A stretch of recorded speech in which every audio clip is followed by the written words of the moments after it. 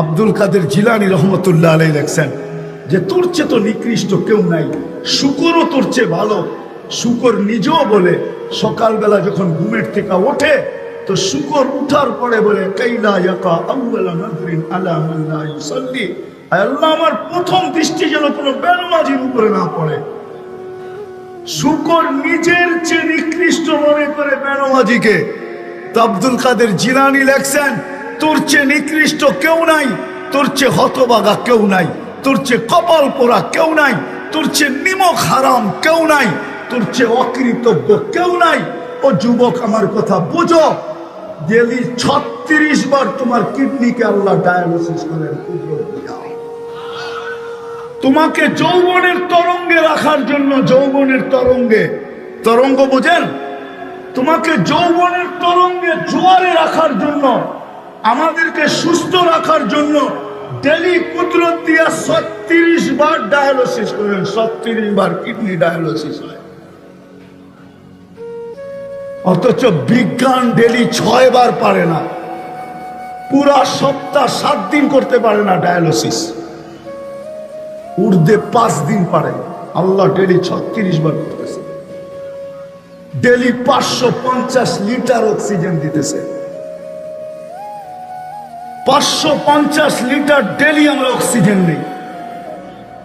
1,60,000 বার daily শ্বাস প্রশ্বাস নেই। শুধু শুধু কোরআন বলে না আম্মা বিনিআমাতি রাব্বিকা ফাহাদ্দিস, আল্লাহর নেয়ামতকে ভাব যে তোকে আল্লাহ 24 ঘন্টায় কত নেয়ামতের ভিতরে ডুবায় রাখছে। জানি না আপনাদের এলাকার নাম কি, মাতুয়াইল। হ্যাঁ, মাতুয়াইলের মানুষ, মাছপাড়ার মানুষ একটু ভালো। জিলটিল তো দেখলাম না, মাছ করতে আসলো আল্লাহ জানে, ওই আগে ছিল মনে হয়, ঠিক না? তো যেটা বুঝাইতেছিলাম, ভাবেন 24 ঘন্টা আল্লাহ সুরক্ষিত করে। নাহলে জমিন প্রতিদিন বলে আলা কুল্লা ইয়াউমিন ওয়াল আরদু তাস্তাদিনু রব্বা, জমিন প্রতিদিন বলে আল্লাহ অনুমতি দেন না, কি করবে? আন আবতালিয়া ইবনা আদম ফি বাতনি, আমি মানুষকে আমার পেটে নিয়ে আনিব। আল্লাহ বলে কেন? ওয়া ইয়াকুল রিজকাকা ওয়া ইয়াসি, রিজিক তোমার খায়, তোমার নাফরমানি করে। ইয়ানদুর বি আইনিকা ওয়া ইয়াসি, দৃষ্টি শক্তি তোমার, নাফরমানি তোমার। ইয়াসমাউ বি উযুনিকা ওয়া ইয়াসি, শ্রবণ শক্তি তোমার, নাফরমানি তোমার। ইয়াতাকাল্লাম বি লিসানিকা ওয়া ইয়াসি, বাক শক্তি তোমার, নাফরমানি তোমার। ইউমাইয়িজ বি আকলিকা ওয়া ইয়াসি, আকল তোমার, নাফরমানি তোমার। ইয়াবতিশু বিয়াদিকা ওয়া ইয়াসি, হাত তোমার আর নাফরমানি তোমার। কে দিছে এই হাত? কর্মক্ষমতা কে দিছে? ইয়ামশি বিরিজলিকা ওয়া ইয়াসি, পাও তোমার, নাফরমানি তোমার। ইলা মাতা আসবি, আমি কতদিন সহ্য করব? আল্লাহর পাশের চেয়ার থাকবে, আল্লাহর রসুলকে নিয়ে যাওয়া হবে, আল্লাহ হুকুম দিবে বসেন, আল্লাহ রসুল বলবে আমি বসবো না। বলবে কেন বসবেন না? এটা তো আপনিই মালিক। তো জবাব দিবে আমি যদি বসি তাহলে আমার পিপাসিত উম্মতকে কে পানি পান করাবে? আমি তো অঙ্গীকার করে আসছি উম্মতের সাথে নিজের হাতে হাউজে কাউসারের পানি পান করাবো। আমি বৈশা গেলে আমার উম্মতকে কে পানি পান করাবে? তো আল্লাহ বলে পানি পান করায় বসা যান। বলছে তারপরও বসবো না। কেন? বলছে আমি যদি বসা যাই তাহলে উম্মতের আমলনামা যখন তুলতে থাকবে তখন মনিটরিং কে করবে যে পাল্লা সামনে ঝুঁকে না পিছে ঝুঁকে? যদি সামনে না ঝুঁকে তো আপনি আমাকে অধিকার দিছেন, আপনি আমাকে প্রতিশ্রুতি দিছেন, আপনি আমাকে বলছেন সাল তোতা, আমি চাইলে নাকি দিবেন, শাফি তুসাফা, আমি সুপারিশ করলে নাকি মঞ্জুর করবেন। আপনি কোরআনে বলছেন সাউফা ইউতিকা রাব্বুকা ফাতারদা, আপনি আমাকে রাজি করবেন। আপনি আমাকে প্রতিশ্রুতি দিছেন লা ইউখজিকা ফি উম্মতিক, আপনার উম্মতের ব্যাপারে আমি লজ্জিত করব না। তো আমি ওই পাল্লার কাছে দাঁড়ায়া থাকবো। যদি সামনে না ঝুঁকে তো ওই সময় হাত উঠায়া দেব, যদি সামনে না ঝুঁকে তো ওই সময় সুপারিশ করে দিব, যদি সামনে না ঝুঁকে তো আমি চিৎকার দিয়া বলবো আমি আপনার উপরে রাজি হব না যদি পাল্লার সামনে ঝুঁকায় না দেন। আল্লাহ বলে তারপরে বসে, বলছে তারপরও বসবো না।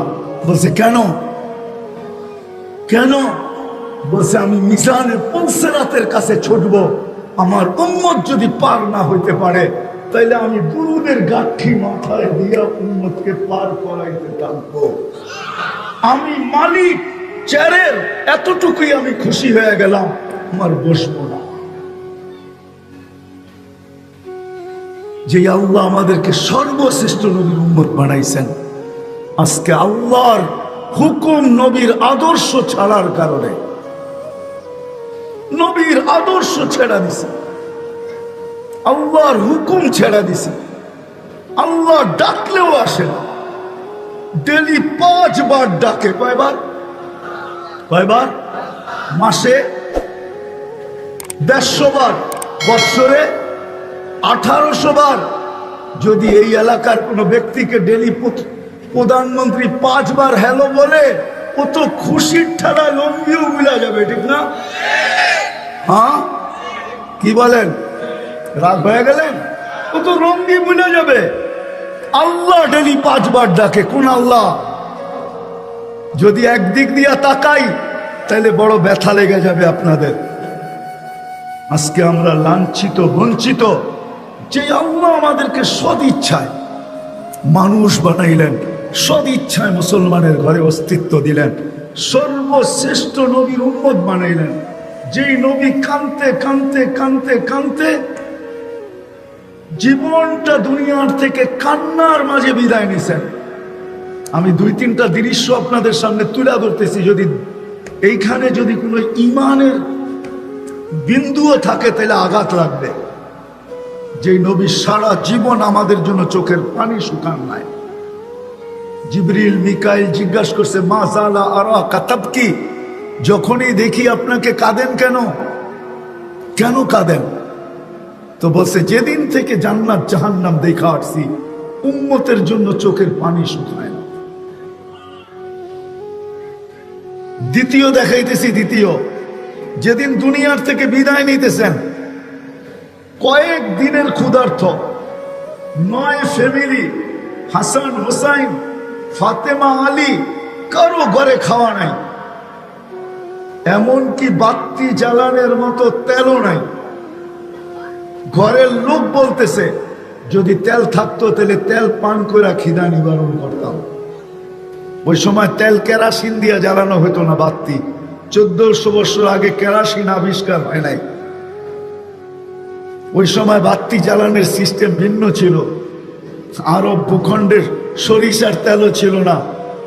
ওইখানে যেই তেল পাওয়া যেত জাইতুনের, ওটার মাধ্যমে ঘরের বাতিও জ্বালানো হতো। আবার জাইতুন খাওয়াও যায়, বাতিও জ্বালানো যায়, শরীরও লাগানো যায়। আল্লাহ জাইতুনের কসম কোরআনে খাইছেন। তো বলছে বাতি জ্বালানোর মতো তেল ছিল না। কিন্তু যখন দুনিয়ার থেকে বিদায় নিতেছেন, মালাকুল মউত বুকে হাত রাখবে, ওই মুহূর্তে চোখে পানি। জিবরিল জিজ্ঞাসা করছে, এখন কাঁদেন কেন? তো বলছে, একটা প্রশ্নের জবাব এখনো বাকি। বলছে, সেটা কি? বলে, আমার পরে আমার উম্মতকে কে দেখা রাখবে? সূর্য প্রতিদিন আমাদেরকে মেসেজ দেয়। সূর্য ডুবে কোথায়? পশ্চিমে, ঠিক না? যদি পশ্চিমে না যাইতো তাইলে ডুবতো। সত্য তো? একমত আমার সাথে? পশ্চিমে না গেলে কোনোদিন। সূর্য মেসেজ দিতেছে, আমি পশ্চিমে গেলেই ডুবা যাই। ও মুসলমান, তুইও যদি পশ্চিমা কালচারে নিজেকে রঙিন করিস তাইলে তুইও ডুবা যাবি। আমি যেরকম পশ্চিমে যায় ডুবা যাই, সূর্য কিন্তু প্রতিদিন আমাদেরকে মেসেজ দিয়া দেয়। যদিও আপনি বুঝবেন কি বুঝবেন না জানি না, প্রশ্ন করবেন এই মেসেজ আপনি কোত্থেকে পাইলেন? দলিল দিতে পারবো আমি, মনীষীদের কথাই দিয়ে দলিল দিতে পারবো। সূর্য প্রতিদিন আমাদেরকে মেসেজ দেওয়া যায়, ও উম্মতে মুহাম্মাদি, তুমি যদি পশ্চিমাদের দিকে তাকাও আর এদের রঙে রঙিন হও তাইলে তুমিও আমার মতো ডুবে যাবে। আমিও প্রতিদিন পশ্চিমে যায় ডুবে যাই, কিন্তু আল্লাহ আমার ভিতরে সিস্টেম রাখছে, সকালে আবার আমি উদিত হই পূর্ব থেকে, কিন্তু তুমি ডুবলে আর কোনোদিন উদিত হবে না। আমার আমার পরে আমার উম্মতকে কে দেখা রাখবে? কে চোখে চোখে রাখবে? কে বুকে করে রাখবে? কে পাহারা দিয়ে রাখবে? চলেন তৃতীয় দেখাইতেছি। ১.৫ লক্ষ নবী, ১.৫ লক্ষ রসুল, সারা দুনিয়ার মানুষ, এমনকি জিবরিল আলাইহিস সালাম পর্যন্ত কিয়ামতের যে ভয়াবহতা আল্লাহ কোরআনে বর্ণনা দিয়েছেন, ওই ভয়াবহতার কারণে সবাই নফসি নফসি বলতে থাকবে। জিবরিল বলবে সাল্লিম সাল্লিম, আল্লাহ আমাকে শান্তি দেন, আর সবাই বলবে নফসি নফসি নফসি। শুধু একজন ব্যক্তি মুহাম্মদুর রাসূলুল্লাহ, যে কিয়ামতের মাঠে উম্মতি উম্মতি বলবে, পরিবারের কথা বলবে না। আরেকটা উদাহরণ দেই যদি বুঝে আসে। আমার সমাজ, আমার জাতি একটা ইউনিয়ন পরিষদের চেয়ার পাওয়ার জন্য মরতে রাজি, মারতে রাজি। কি ভুল বললাম? মরতেও রাজি, মারতেও রাজি। চেয়ার কোনটা? ইউনিয়ন পরিষদের, কোন এমপির চেয়ার না। কিন্তু আল্লাহর রসুলকে, আমাদের নবীজিকে আল্লাহ কিয়ামতের দিন মাকামে মাহমুদ দিবে, এটাও একটা চেয়ার। আজান হইলে ওরাও মসজিদে আসে না, আমরাও আসি না, ঠিক না? হ্যাঁ, রমজান আসলে ওরাও রোজা রাখে না, আমরাও 70% মুসলমান রোজা রাখে না, ঠিক না? ওরাও পর্দা করে না, আমরাও পর্দা করি না। ওরাও 3/4 পরে, আমরাও 3/4 পড়ি। ওরাও জিন্স পরে, আমরাও জিন্স পরি। ওরাও ইন করে পড়ে, আমরাও ইন করে পড়ি। ওরাও টাই পরে, আমরাও টাই পড়ি। সব তো ওদের মতোই করলাম। ওরাও সকালে ওইটা শেভ করে, আমরাও সকালে ওইটা প্রতিদিন শেভ করি, ঠিক না? তারপরও আমরা লাঞ্ছিত কেন? দুটা কারণ, দুটা জিনিস বুঝাইতে চাইলাম। যে একদিকে তো আল্লাহ আমাদেরকে এত কিছু দিলেন, তা সত্ত্বেও আমরা লাঞ্ছিত কেন? আবার ওদের মতো হইলাম, তারপরও আমরা ওদের হাতে লাঞ্ছিত কেন? তৃতীয় জাতির কাছে লাঞ্ছিত হইতাম, তাহলে কথা ছিল। মরার পরে বোঝা যাবে স্মার্টকে, কাকে কবর বলে। ইদান উহাবিলুলাকা বাতনি খাবরা, তোকে রাখতে দেরি, আমার পেশ সবুজ শ্যামল হইতে দেরি হবে না। স্মার্ট তো ওই সময় বোঝা যাবে। আর আমরা ভাবতেছি ওদের সাজে সাজলেই আমরা বড় সুখে থাকবো। সবচেয়ে বেশি নির্যাতিত, নিষ্পেষিত, ঘৃণিত, দীক্ষিত, অবহেলিত ছিলাম। ইসলাম আমাদেরকে ইজ্জতের উচ্চ শিখরে উঠায়। আল্লাহর হুকুম, নবীর তরিকা মুসলমান ছাড়বে, আর বিপর্যয় আসবে না। আল্লাহর হুকুম কেউ ছাড়বে, নবীর তরিকা ছাড়বে, ওর জীবনে বিপর্যয় আসবে না। এটা তো হইতেই পারে না। বিশেষ করে যে মুসলমান, বাকিদের কথা না, বাকিদের কথা তো একটু আগেই বলছি। দুনিয়াই ওর জন্য জান্নাত, দুনিয়াই পাওয়ার ওয়াদা, দুনিয়াতেই পাবে। আখিরাতে ওমা লাহু ফিল আখিরাতি মিন নাসিব, সুস্পষ্ট ঘোষণা, আখিরাতে বিন্দুও দেওয়া হবে না, পানির ছিটাও দেওয়া হবে না। কোরআন তো এটাই বোঝায়। চাবে আনাফিদু আলাইনা মিনাল মা, একটু পানির ছিটা দাও, মুখের উপরে দরজা বন্ধ করবে আর বলবে কদ হারাম আল্লাহ, আল্লাহ হারাম করে দিয়েছেন। কেননা জান্নাতের এক ফোঁটা পানিও দুজক নিবানের জন্য যথেষ্ট। ছিটা দেই তো দেই কি করে? ছিটাও দিবে না। আজকে মুসলমান এদের রীতিনীতিতে আসক্ত। যুবক দেখেন, বৃদ্ধ দেখেন, নারী দেখেন, পুরুষ দেখেন, সব এদের রীতিনীতিতে আসক্ত। সব ভাবে আমরা স্মার্ট হয়ে যাব, সব ভাবে আমরা এটা হব, সেটা হব, ফাস্ট হব, এই হব, সেই হব। ভাবতেছে ওদের আসক্ত হইলেই ওরা আমাদেরকে গলায় মালা পড়ায় নিয়ে যাবে। হায় হায়, সত্য এটাই। আরেকটা জিনিস তাকাইলে দেখা যায় ওরা যে সুখে আছে এরকম না, এটা আবার কি সুখ? কামাই হইলে খাওন, কামাই না হইলে না খায়া থাকুন, এটা সুখ? যার যারটা তার তার কামায়া খাইতে হয়, এটা কোনো সুখ? আমরা তো এটাকেই সুখ মনে করি, নাইলে ওদের কালচারে কেন আসক্ত? মাঝে মাঝে বড় দুঃখ লাগে। এক 31st নাইটে তো আমিও আমেরিকাতে ছিলাম, কিন্তু বাংলাদেশে যেই 31st নাইট মানানো হয় এটা তো আমেরিকাতেও মানানো হয় না। ওদের তো নির্দিষ্ট জায়গা আছে, ওইখানেই মানানো হয়, উদযাপিত করা হয়। আমাদের তো প্রত্যেক সাত। তো যেটা বুঝাইতেছিলাম, আল্লাহ শুধু বিবেক দেন নাই, বুদ্ধি দেন নাই, বিদ্যা দেন নাই, সদিচ্ছায় মুসলমানের ঘরে অস্তিত্ব দিছেন। মুহাম্মদুর রাসূলুল্লাহ সাল্লাল্লাহু আলাইহি ওয়াসাল্লামের মতো নবী দিছেন, রাসূল দিছেন। আল্লাহ নিজের কালাম যাদেরকে উঠায় দিয়ে দিছেন। কোন উম্মতকে আল্লাহ কিতাব দিছেন বটে, কিন্তু কালাম দেন নাই। কোরআন শুধু কিতাব না, কোরআন কালাম। কার কালাম? কালামুল্লাহ, আল্লাহ নিজের কালাম। আল্লাহ কালাম দিছেন। আরো গণাইতে গেলে সারা রাত্র পার হয়ে যাবে। সমস্ত উম্মতের ভিতরে আমাদেরকে শ্রেষ্ঠত্ব দিছেন। আমাদের চেয়ে শ্রেষ্ঠত্ব কোন উম্মতকে দেন নাই। কোরআন বলে কুনতুম খায়রা উম্মাহ। শুধু এখানেই শেষ না, আল্লাহ আমাদেরকে কুদরতি হাতে বাছাই করছেন। বাছাই বোঝেন কি? বাজারে কিনতে গেলে নিজে বাইসা বাইসা নেন তো, এটার নাম হলো বাছাই।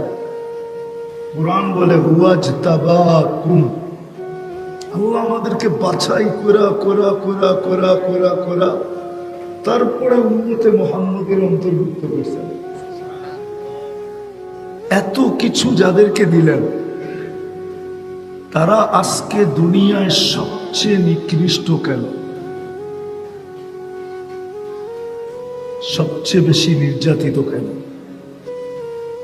সবচেয়ে বেশি নিষ্পেষিত কেন?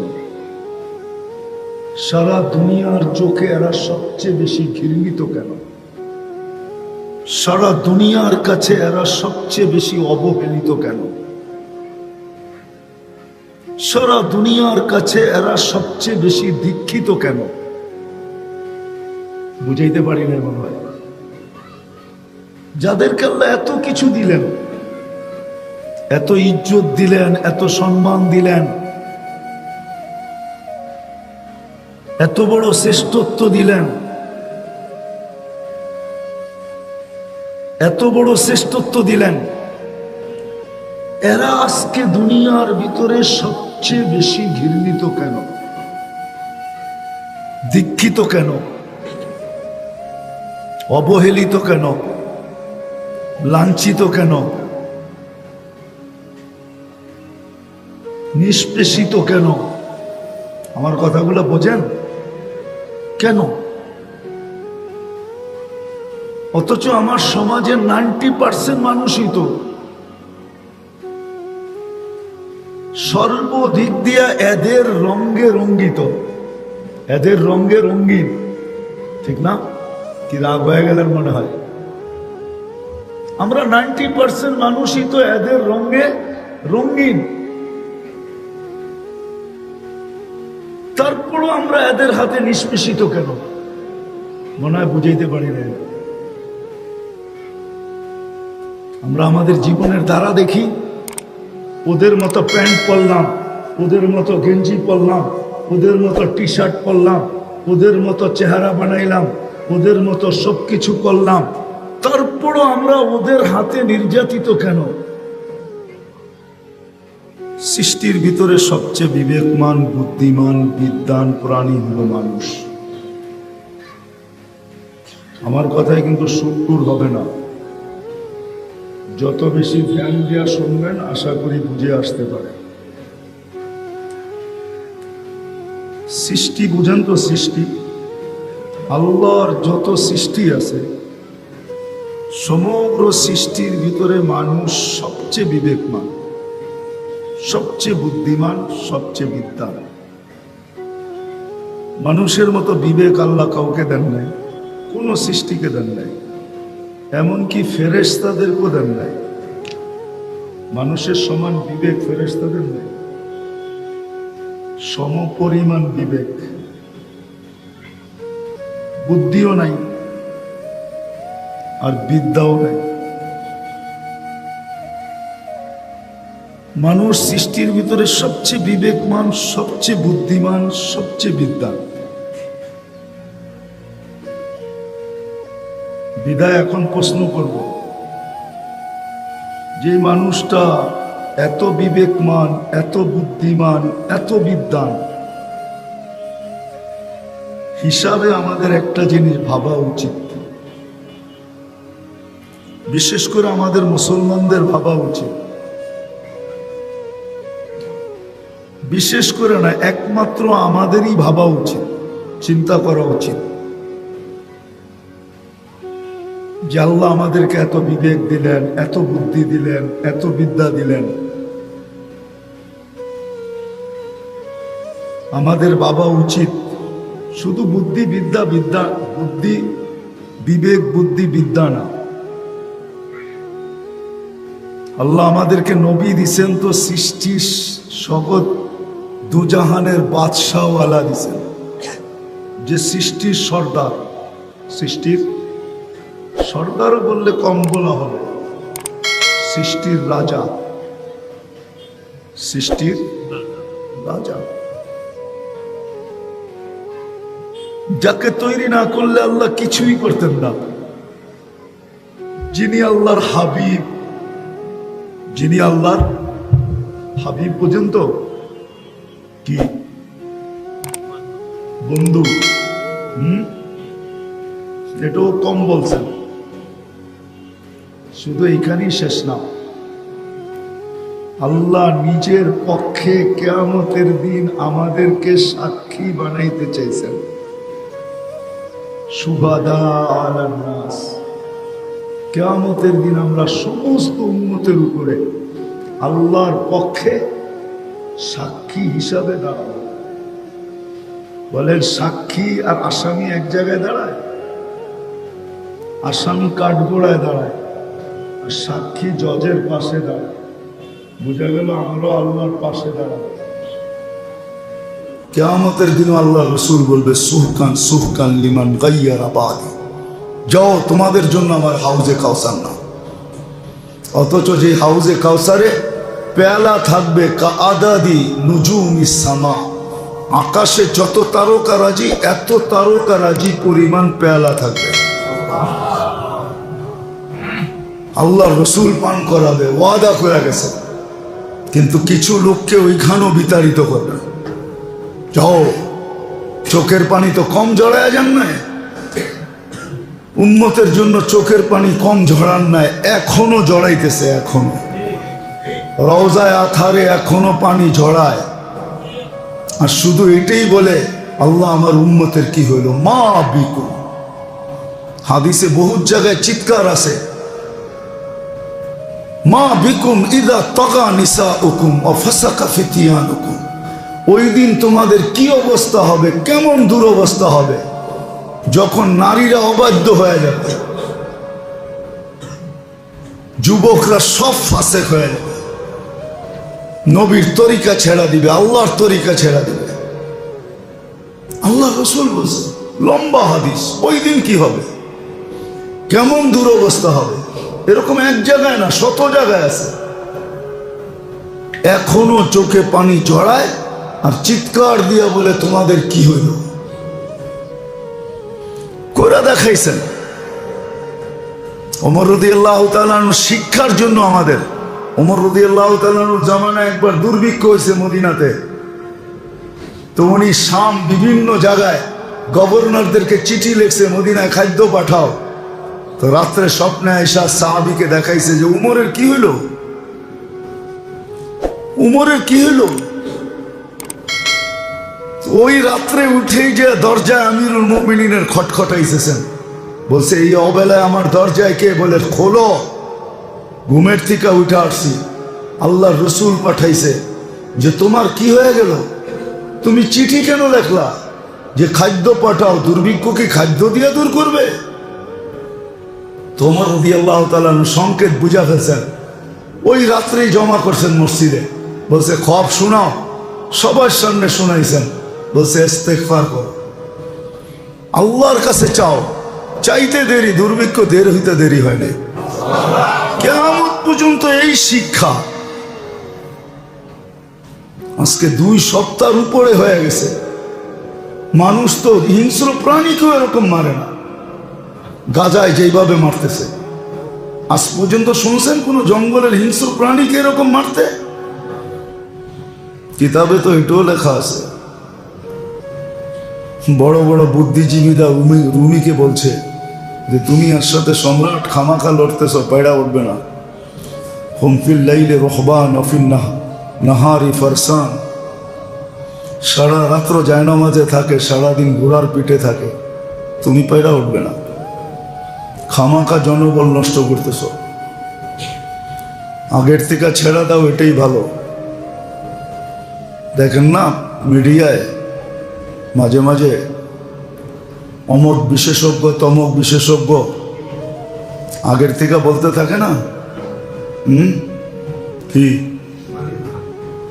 শব্দটা মনে হয় অন্য কইলাম, মিডিয়ায় শব্দটা অন্যরকম, ঠিক না? তো রুমের এটাই বলছে, রুমালারা এদের মনীষীরা এটাই বলছে, পায়রা উঠবে না। হুমফিল লাইলি রহবান, সব রাত্রে জায়নামাজে থাকে। অফিল নাহারি ফারসান, সারাদিন ঘোরায় থাকে, তুমি পায়রা উঠবে না। আর পায়রা উঠেও নাই। পারস্য চোখ খুলছে ওই সময়, যে সময় দেখতেছে সমুদ্রের উপর দিয়ে ঘোড়া দৌড়ায় চলে আসতেছে, তখন ওর বিবেকের পর্দা খুলে গেছে যে না, খামাখা বাধা দিয়ে লাভ নাই। যারা সমুদ্রের উপরে ঘোড়া চালায় ওরা আমার মাথার উপরে ঘোড়া চালায় দিবে। সত্য এটাই ছিল। আল্লাহ রসুলের তরিকা, আল্লাহর হুকুম, আল্লাহ রসুলের তরিকা ছাড়ছি, আপনি থাকবেন সুখে? এটা কোনোদিন সম্ভব না। এটাই আল্লাহর ঘোষণা। যাদেরকে দয়া করে আল্লাহ মুসলমানের ঘরে পাঠাইছেন, সর্বশ্রেষ্ঠ নবীর উম্মত বানাইছেন, বেনিফিট কতটুকু পাইলাম না পাইলাম দুনিয়ায় তো বসতেছি না, করতে পারি না, এই জন্য বুঝি না। কিন্তু বুঝছিলেন যারা করছিলেন ওনারা ফলাফল পাইছিলেন। নাইলে উমর রাদিয়াল্লাহু তাআলা আনহু বলতেন না, কদ আযানাল্লাহু বিল ইসলাম মাহমা নবতাগি বিগাইরি মা আযানাল্লাহ আদাল্লানাল্লাহ। আল্লাহ মুহাম্মদুর রাসূলুল্লাহর তরিকা দিয়া কুন্না কিলাবাস সাহরা ফাআযানাল্লাহু বিল ইসলাম, আমরা মরুদ্যানের কুকুর ছিলাম।